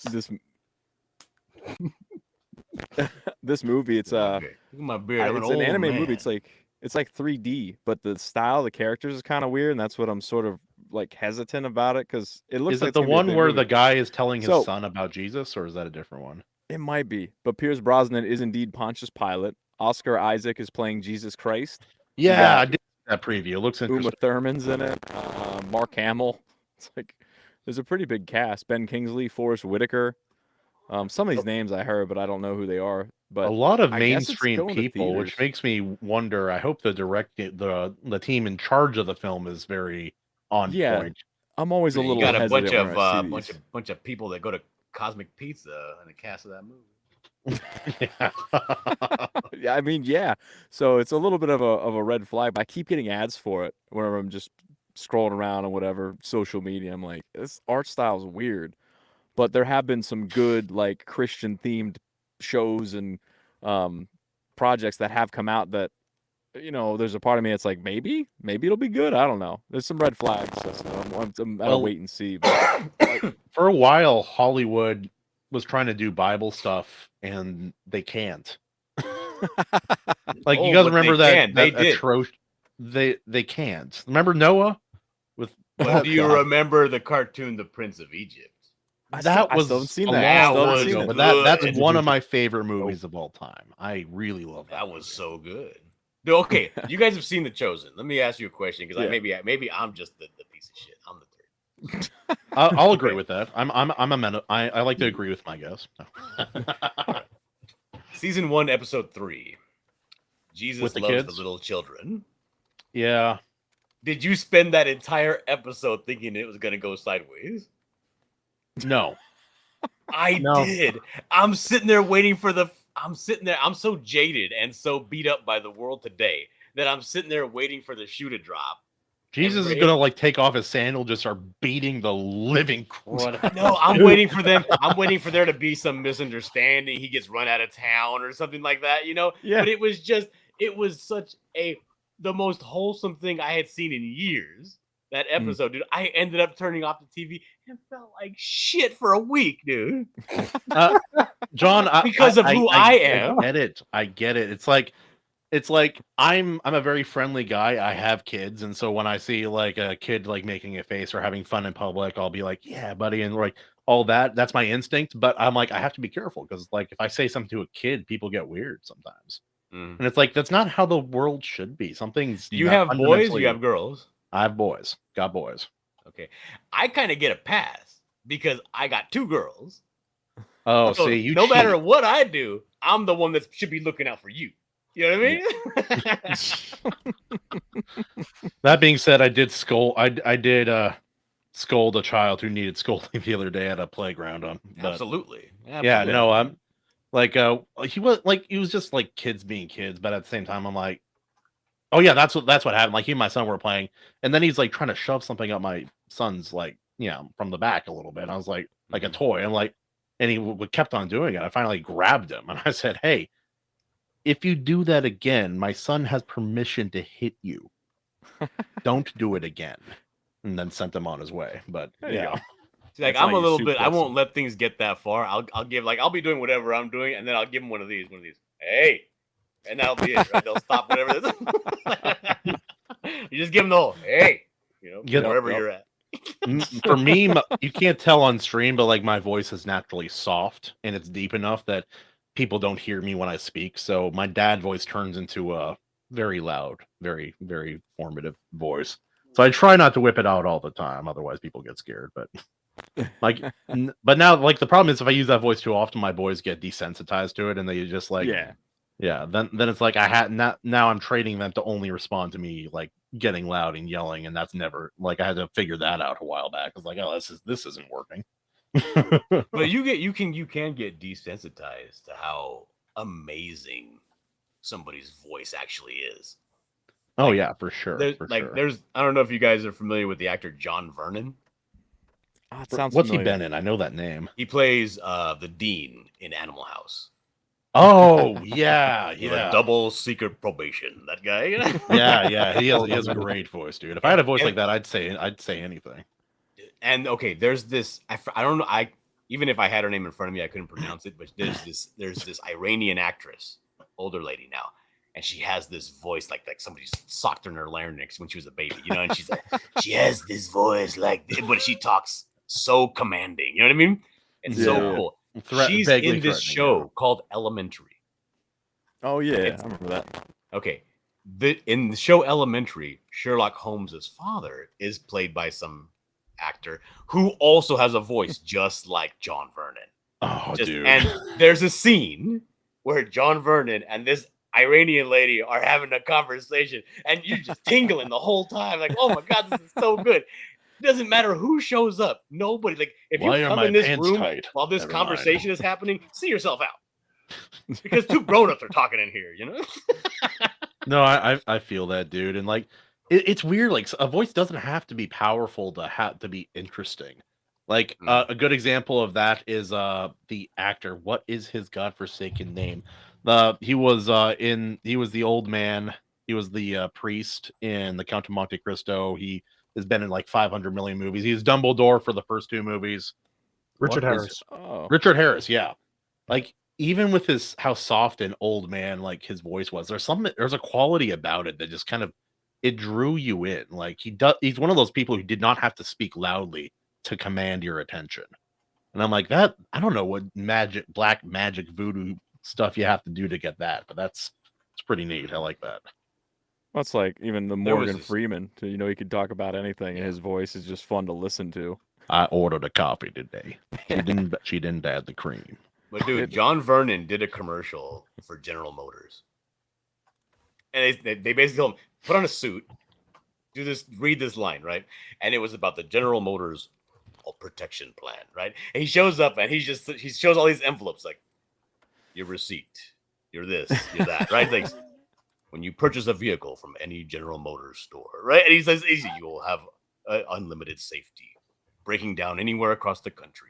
You know, and it's like, and the thing is, when you watch this commercial and you're like, I gotta get me a GM. You know? I need to get insurance, baby. Like, dude, I felt like he would take care of me if something happened to me someplace where I had no, like he told me that if I bought this, I would be safe, and I felt like that was the truth. Because he's in the commercio, it's just him. It's just a slow. Wait, Maji, are you saying I do sound like an anime character? Yes, it's just him by himself, just saying. Yeah. This here, you know, General Motors, the most comprehensive insurance plan. Yeah. It's like when you find a really good audiobook narrator. It's like I could listen to you read a receipt from your latest grocery. Like I would follow him to hell and back. I would. It's like who's the? It's like by the end of the commercial, you're like, my king. Yeah, I'm like, it's like I'm looking at some grizzled, like wind-beaten admiral. You know what I mean? I'm like, damn, this guy. Or also the effect a good sir. voice will have on the opposite sex is also. Oh wait, AC has joined us. Hold on, he is in the studio. Here we go. Hey, what up? Turn up your camera a little bit. Your name is cutting off your head. You guys see that beautiful face. You guys ready to talk about some Fear and Loathing or what? Wait. There's something I gotta fix real quick. Okay, so anyway, I'm sorry. You guys shouldn't give me the reins. I have too much power. It's good. But yeah, going back to the voice thing, like I was watching a show called Sister Leveling recently. Don't ask. I've seen some clips. Yes, that's Bill. We can talk about that later privately. It's so funny and very, very wrong. It's an abridged version of the show Solo Leveling. But anyway, moving on. At one point, like this character's like looking at ways to like he can like make his body, his voice, and different parts of him better. And it's like voice appeal. What happens when I did? And then like they change voice actor. He's like, whoa, I sound sexy as F, and just like starts talking. And all the women love it. He's like, this is too much. Brings lowers it back down to his regular voice. So it's like a charm spell. Yeah, a really nice, resonant, deep voice on that resonates. People, women don't even care what he looks like half the time if you have a really, really good voice. I don't. I wish I did. Always jealous of that. Justin's like, yeah, I've been here my whole life, and I don't know how I've made it this far with a voice like this. He's got crowds chasing him. Yeah, now every time he leaves that. Realistically, I got to figure out how I can do a commercial like that John Vernon commercial to sell my book. Oh, Yeah. If I did a commercial like that, I would make $7 million. Well, AC and I have both done voice work. Justin has a good voice too, man. We can help you out at some point if that's something you're you could go the. Did you see? You have a charcoal suit. Did you see Bats' commercial for his Tale of the Dunce Whisperer book, where he does the whole? He's got the brain. What is beauty? That whole thing. That was funny. Oh, you didn't say. All right. It's a little bit different take, but wait a minute. Is the one where he's wearing that stupid hat? Yeah. I've seen that one. Yeah. That could be you, man. You could do That could be you. style Yep. too, you know? You could also wear a stupid hat. I did. He's It's just a a man. For my first book, for the first one I did, The Buckler, the original campaign, there was a video where I set it up in here where I got a white curtain and I put a light behind it to basically give myself a silhouette on a white screen. Yeah, And I was wearing a beret. Oh, Yeah, there you go. See? we're all a little gay Hell yeah. sometimes. It's not. Yeah. It's okay, John. Yeah, I'm an artist. I can be as gay as I want. Yep. He needs the feminine to be able to make It's all- art. It's only gay if you like it. I don't like you like fingering your mouse when you say that, AC. I'll be honest. Yeah, I got this dramatic upward turned angle here. I should figure something. Just like, what will happen next? Yeah. Like that scene in Konosuba, the hand. I will say though, like I think you're onto something there. I really liked that commercial he did because it was different than what you're used to seeing, whether it be for a book or for a comic. It was just a little bit different flavor, and it gives you that view into the personality of the person that's creating the thing too. And you're like, and it's funny because when I first saw that picture too, I'm like, is this guy serious? Like, what a pompous ass. And it's like you don't even, and that was kind of fun too. So Like some people didn't even get far enough into the commercial to realize he was joking. That's right. You gotta wait for the joke. All I'm saying is, if you're doing a commercial like the car commercial guy you were talking about, I would watch that whole thing. I'd be like, "What is this? This is different." It's usually like the rock track and some panels, and that's all good and well. There's nothing wrong with that. It's effective. It's cool. But I like whenever creators are like, "I'm gonna do something a little bit different." I appreciate. But is it effective? I like when I like when it works. It is for some people. For me, I like it. I don't know. I'm sure it doesn't. Well, I don't know if it translates or not, but it makes an impression because it is different. So maybe if you have both things, but I don't know. You know the whole game way better than I do. But me as just a guy that sees the same kind of trailer and then you see something different, it caught my attention. Simply a man. Maybe it doesn't work. It's just to make it for fun. You got the voice, you got the motivation there, just to recreate one of your favorite commercials in your own style. I think that'd be fun. I think I'm gonna do that. There you go. If you guys haven't seen that commercial, watch that damn commercial. I pulled it up a few minutes ago. It was good stuff. Oh, also Herman, the Lower Forge, the Hedge, the Man, the Myth, the Legend. If you guys haven't seen Dillard's art, you really need to check out his work. The guy's fantastic. I don't know. This Herman guy seems kind of sketch. I don't think he really knows. I was just about to say that you should check out my artwork. Yeah, Dillard, how is that? Fact check is what he says true? Is your art in fact fantastic? Who is this the Hedge guy? I don't know. Yeah. It's all I love all the stories you heard. They're all true. Yeah. I checked it out. Your stuff's really good, man. Like, actually, really guys, good. he said the art's good. Do we really have to see it to know that? We can just take his word for it. I mean, yeah, we live in the age of that. Like, dude, trust me, bro. Good enough. Just trust me, bro. It's good. Promise. No, but like anybody who takes a rudimentary glance at like Dillard's like X account or any of these sources, any of his pieces, it's just, oh wow, they're raw talent. I included you on we don't allow lying here, so you need to start actively crying in order to make your statement true. Don't make a liar out of us, okay? Oh, there Herman you go. P. Hunter is actually Jeff Potts. Okay, never mind. I know. Yeah, same dude. Yeah. He has 19 names, and I know, and I've learned all of them at this point. But yeah, no, he's great. He also knows Jordan Peterson, and sometimes he shows up on stream. It's a great time. It's true. It's true. No, it's a great time. But yeah, man, no, I like voice stuff is so much fun. Like I've helped AC with some voice stuff. Justin allowed me and my son to be part of the intro song that we do on this show. That was a lot of fun, and yeah, just doing different voice work, helping people make commercials. I love stuff like that. And I've done that too. I did that for Phil Diaz. Oh yeah, no, he's Psycho Slumber. Yeah, I don't have that one. I get this one. I got the Magic Cup. No, the Magic Cup. Cool. Magic Cup. Yeah, man. Hell yeah. Had to have When it. the undead is in your head. Yeah. go like with the old like Michael Jackson Thriller kind of thing, yeah. Or it's like on my own channel, I have my little intro. I don't do enough streams on my channel. People are forgetting. I have a really fun. I like my intro between Justin's song and I have a little audio intro. It's like meant to be kind of symbolic of like Conan the Barbarian, that kind of monologue style intro leading into the movie. And I'm like, we don't have enough of that in music and or like movies anymore. I kind of miss that. That's an old style kind of thing that used to be kind of fun. I'm here for it. That being said, I tried to imagine a modern like fantasy movie with a like Harry Potter. I'm like, maybe not that movie, but surely there's a film where that would work out just fine. Wait, what's wrong with Harry Potter? They used to do every single movie trailer. It was in a world of devastation this summer. Who was that guy? There's several of them, and they've all really? worked for that How It Should Have Ended YouTube group at some point. I didn't realize until I was older. I'm like, oh wait, they had a whole bunch of voices. They all just had a similar. Don LaFontaine, though. He's the one I'm thinking of. The voice of God, or Thunderthroat, I guess was his other nickname. In a He had some good world. ones, man. Yeah, because I watch DVDs a lot, and sometimes you throw a DVD in, and the previews will play out the gate before they give you that stupid warning for 10 minutes you can't skip. And Coming soon to video and DVD. Yeah, and it's him, and he's got that voice where I'm like, I don't want to watch this trailer, but I kind of do because he's got one of those voices too. I always like the voice with the guy says, "We now return to your featured presentation with no further interruption." Or like for like anime, it's like Full Metal Alchemist.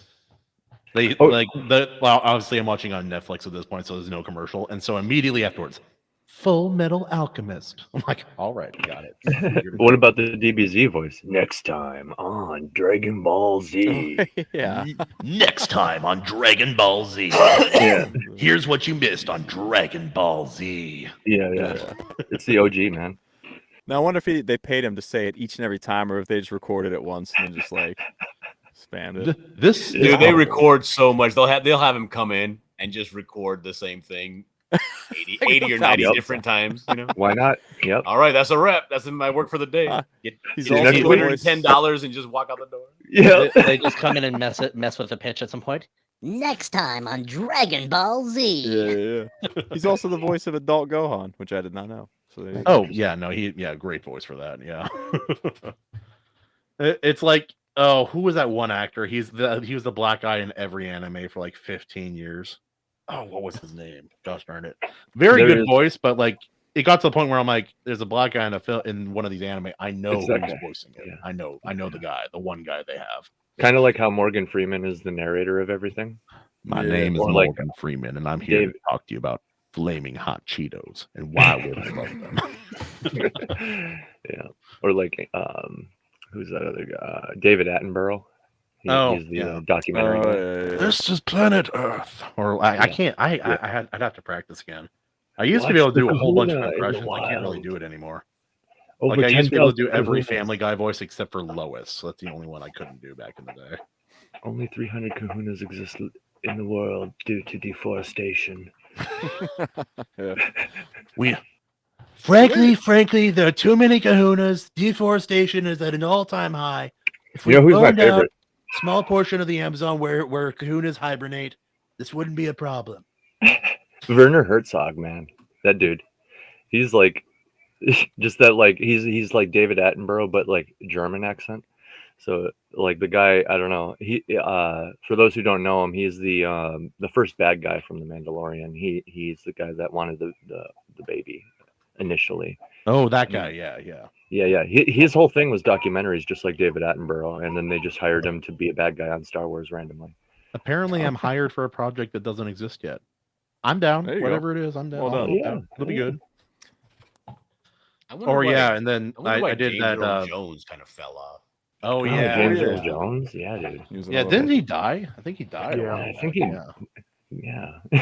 Who was the guy that did Belt Atlantic or something? The old phone book or whatever. He had a real deep voice too. You know what I'm talking about? I don't have a single Thick. front flipping clue what you're talking about. Sorry. Yeah. Oh man, Are you talking about the dude that played President Palmer in 24? that sounds right. That sounds right. That's a very specific reference. Yeah, and he got it. That's crazy. Oh, let me tell you, dude, that performance was great. That show, That's the guy. one of those. It was one of those. It was.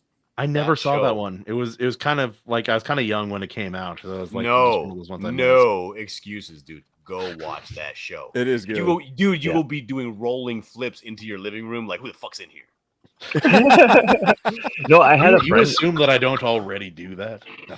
I had a friend in high school back when the stuff was airing, like, you know, every week or whatever on syndicated TV. A friend that was just obsessed with Jack Bauer. He was like, It was too good. It was too good for its time, dude. It was so good. It was unfair how good it was. Yeah. I think at the time it was people bouncing between that and like Lost. So like, yeah, if I had to compare it in hindsight, all of these, I would probably dive right into 24. Yeah, dude, you'll see like an unmarked van going down your street, and you'll be like, I'm following that. You know? It's like it was a weird time in television. There was like 3 shows, and they were all kind of. Apparently, 24 was good, but it was like Lost, Heroes, and 24. Oh God, I also Heroes. said Dude. 23. I realized that, but forgive me. Didn't Heroes have a character named Hero? Yeah, Hiro Nakamura. Yeah. Yeah. Anyway, I did watch that. In case you were wondering.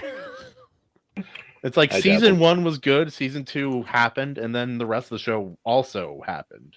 Well, I feel like it was one of those shows where they made promises. They're like, okay, this is going to be a show where you see a whole bunch of superpowers and people are going to be doing stuff with it all the time, and it's going to be crazy superhero show, right?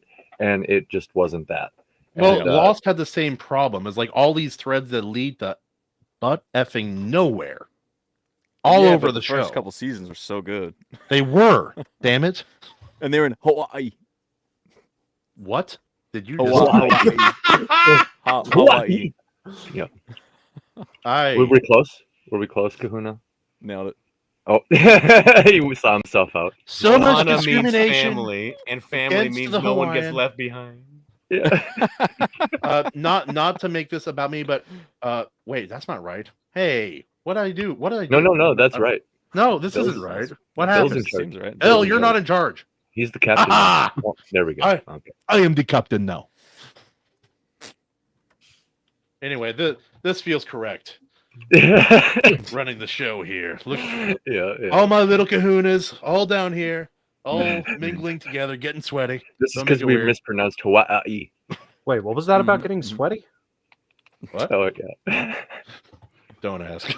Yeah. No, I've misappropriated the name Kahuna and equated it with testicles. So Yeah, I look at congratulations. Ultimate Kahuna and I feel like somebody did turn on the lights of the nightclub.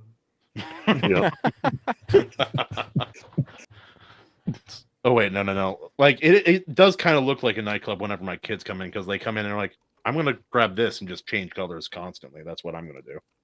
Where do we go? Strobe, flash. Yeah, that'll do. Yeah, my son will there just. we go. Oh, there you Yeah, go. we Now can it's start wrap. great. Actually, we have a tiny bit. Bill, talk about some of your writing. Yeah, dude. Any upcoming releases? Drop a link in the private. Are you chat, Bill. releasing anywhere? I Regularly? am releasing sort of regularly. As That's what regular doctors as I can recommend. pull off. Yeah. I just dropped the link.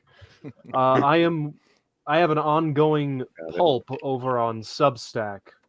Science Hell fiction yeah. adventure, lots of adventure, and by lots I mean I have 3 out so far. A tremendous amount of adventure. You wouldn't Out of believe it. Out of a planned 75. Oh wow, it's a lot. Do you have it all like Job laid out in security. your head already? Or actually, plotted out? mostly. Well, Wow. I can tell you right now, my notes. I use Obsidian for my notes on my computer. It looks like the wall of a schizophrenic, a paranoid schizophrenic. That's how any good story begins. Yeah, that's my outlines. You need a conspiracy board. Every good story begins with the voices in your head. I feel like there's a Whispering weird about how they're all out to should, get to that you. would relate to And this, but every anyway. bad story pitch begins with "It's Lovecraftian in nature." and then they'll go into like the forward and be like, we don't associate with Lovecraft or any of his ideas in any way whatsoever. And do not it's not really stealing. And do not condone that. We do not approve of identify the or name of his condone cat. his ideas. Yeah, the name of his cat has nothing to do with us. Dude, first time I read that, I couldn't actually believe it. Some of my best friends are cats. The coolest cats. Yeah, it's like my cat growing up, Howley Cat. That's what we called it. Nice. I'm not gonna lie. I'd rather call circuses cats that than what their actual names are, which I can't be bothered to remember what their names are. I call them little dumbass and big dumbass. I'm going to get in trouble with this because of some of the people in chat, but cats, they're not really worth remembering most of the time. Very forgettable, not very good animals, frankly, most of the time. This little piece of crap, she's just sitting there. I am insulting her, and she's just... It's like it doesn't even register. I thought you were silenced by the cat. Our cat died, so I brought a brand new cat to the house. And then there was a mouse in the chicken feed shed. Yeah. And I said, I have an idea, right? Put this cat into the shed and, let nature do its thing. Right. Yeah. So I take the cat and I put it in the shed, and all it did was cry to be let out of the shed. We had a fat cat named Bear Claw once. Small-bodied cat, weighed about 22 pounds. His head was tiny. It was like this big. And he was so fat that if you walked across the dewy grass in the morning, you'd see a trail where his belly was dragging on the ground when it walked. But I saw a squirrel stop about. I mean, that sounds like a failure of you keeping your grass trim. It does sound that way. It was him. To say the least, my sister doesn't watch the show. She doesn't know. But when she was a teenager, the cat died on her bed, and she will never know because she never watches this show, and that's fine with me. But yeah, the cat. My dad went in to pet him. Saw him sitting there on the bed. Went to pet him. He's like, "That is a cold body. That is not a living." Okay. Anyway, we're gonna clean this up real quick. Get this out of the way. My brother's on 8 acres, and his cat has a tracker on it because they have a bunch of barn cats and stuff. Because he's got goats and horses, a donkey. He's got it's a farm, and his cat. They were tracking it, and they had a little app that shows how far. It's crazy. The cat traveled almost 2 miles in pretty much every direction away from the house center.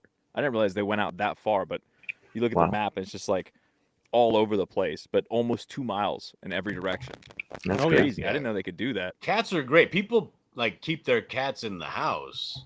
I think that's abuse. I think you need to give the cat food once a day and let the cat be a cat. The way my mom... there are different ways to accomplish this. Exorcism is generally the method that I use. Yeah. The way my mom did it is she just let the cat roam wherever during the day, and the cat would come back whenever and sleep indoors with us and hang out at night. I told you they'd be mad at us. Sorry, go ahead. Yeah, you don't get the kind of companionship and unconditional love you get from a dog from a cat. Mm-hmm. But it's a trade-off because dogs need attention and time, whereas cats don't. They don't give a fuck about you. They don't care. They're not really social. Yeah, they're like. I do know that if you die, your dog will wait a long while before they start eating you if they have no food. A cat, if it takes, will wait like 15 minutes, 20 minutes, half an hour. Yeah, the cat's like, I've been waiting.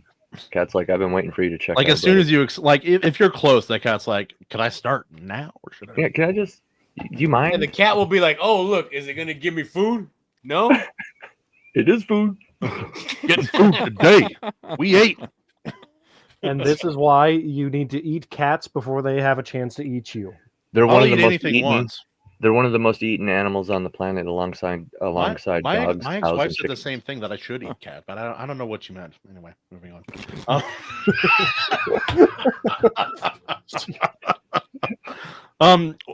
What's do you guys hear the sound of me being canceled? Hold on. Oh, now Dillard's the captain. Nice. Where to, Dillard? You are the captain now. Not very Ethiopian, but that's fine. Bill. First star on the Ow, right, straight ow, on till ow, morning. Ow. Oh yeah. Pause. Ow. Sir, are you being killed by your cat? Are you okay? Okay, I want this on record. They are not mine. They belong to my roommate Circus. They are not mine. They have never been mine. I hate these damn things. I keep telling him I want to make some authentic Chinese cuisine, and every time I bring that up, he pulls out a gun and threatens me. Oh, It's a very hostile you're, living environment. That your It roommate. sounds like you got to get yourself a gun. Yeah, I do Bill, have a gun, I'm but I'm his are very bigger. concerned hearing about your roommate, but there's a very small part of me that wonders if Circus is just the other Bill that we haven't met. As the other no, Bill. he's actually, he's like, you wouldn't believe it. My roommate, Circus, he's crazy. And then like 15 No. minutes later, you put on the makeup, you're like, my name is Circus. He's always leaving me notes. I never see my roommate, but he's always leaving me notes everywhere and telling me these rude things about. He every time I tattoos meet him. weird things It's on very my arm, passive like aggressive. little notes. I don't It's know. I have- memento. I had No, a roommate like that in college. I will briefly plug Circus here. He you will find him on the on some of the Geeks and Gamers stuff, particularly with JT Savage. He's actually running a Riffs campaign with them, a TTRPG playthrough. I am still going to pretend that your roommate is Andy Circus, and you just call him Circus for short, because you. And he only speaks in Gollum. He only speaks in Gollum voice. He's just like doing this, or yeah. Is Bill the main personality, or is he the other personality? That's the question we haven't really answered yet. Depends on the day and the state of mind. Yeah. All right, guys, we're going to start wrapping up here. Mr. John Dillard, any final thoughts? Any plugs? You can plug your stuff, plug someone else's stuff, or just talk about plugs in general. It's up to you. This is a free-flowing platform. No. Just go and subscribe to my YouTube. If you want information about me, you can find it there. Exactly. My opinions may change, but not the fact that I'm right. Based. Just assume that I'm right at all times. I'm down with that. All right. I'm 80% right 80% of the time. But that's only 40% of the polls that were conducted on 10% of the population. So who really knows? Well, I got 59% in math, so 69 missed opportunity. Bill, any final thoughts, final plugs, any dead cats in your vicinity? We need to know. Okay, I want this said right now. The cats are fine. Probably. Maybe.